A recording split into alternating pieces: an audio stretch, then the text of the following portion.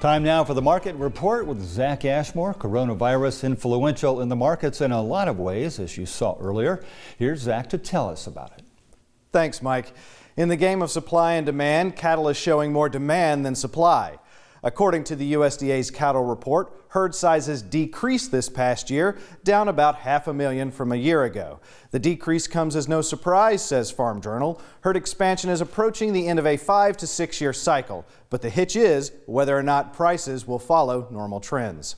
And here's the reason why: coronavirus. Mike talked about that earlier. There's plenty of American beef for the Chinese market, other commodities too. But there's also uncertainty there, and prices here are lower because of it. At least right now, that Phase 1 China trade deal would see more beef going to China.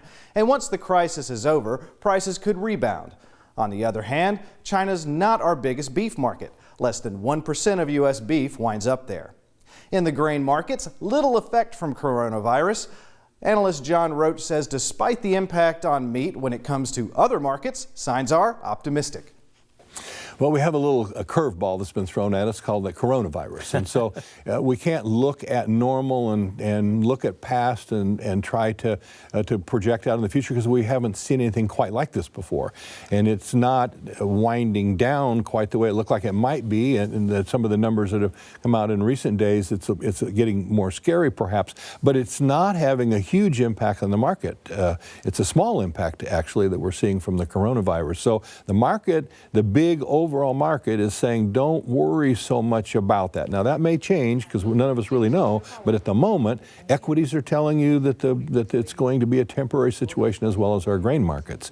And so I think that as we look out forward, assuming that's the case, we expect Chinese business to be picking up because they've already sold a lot of their inventories, their stockpiled inventories, if you will, or their surpluses, and now they're down to where they're needing to buy some inventory in order to cover against one of their shortfalls. Normally, the market is able to figure out how good or how bad something is. Now, maybe this is a different time, and maybe the market's giving us some bad signals. I mean, I don't know, but when I look at the marketplace, you just read the results of the commodity indexes were up this week, yeah. Equities were up this week. So the marketplace is telling you the world is okay. Now, we may learn something different later, but at the moment, the world is okay. And if you're marketing grain, market grain with the idea the world's okay. As we've reported recently, a big drop in soybean prices because of the competitive relationship between U.S. and Brazil, and the Brazilian dollar, otherwise known as the real.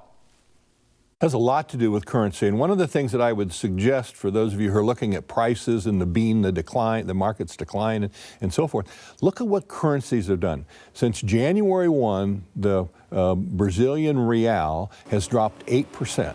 And if you look at an $8 or $9.60 bean on January 1, that's a little over 75 cents a bushel of decline due to currency realignment.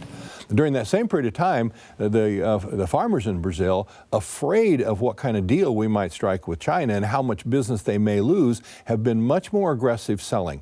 Really, for a period of several months, they've been more aggressive selling than what they normally are for fear they were going to lose the business.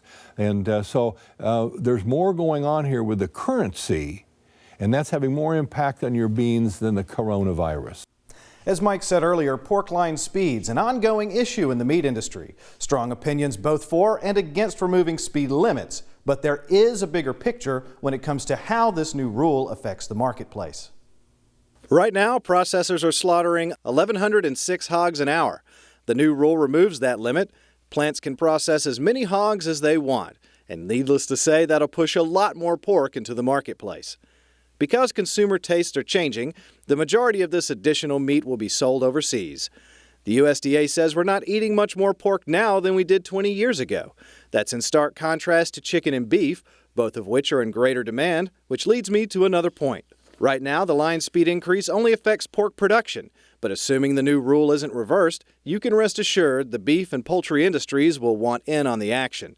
After all, where there's a profit possible, industry generally moves towards deregulation. Price-wise, more pork available here and elsewhere means lower prices, and that's good for consumers. Cheaper meat for everyday shoppers.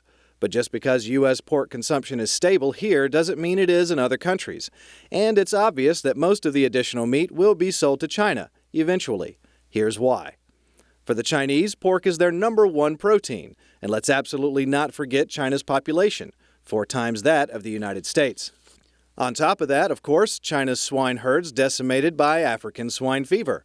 The only thing keeping China from purchasing a lot more pork from the U.S., an unfinished trade agreement, and the coronavirus outbreak. But once that's passed, the CDC says it'll peak in May. U.S. pork is looking at a bright financial future. And that's it for a deeper look into the markets. I'll stay on this coronavirus story and we'll see where it goes together.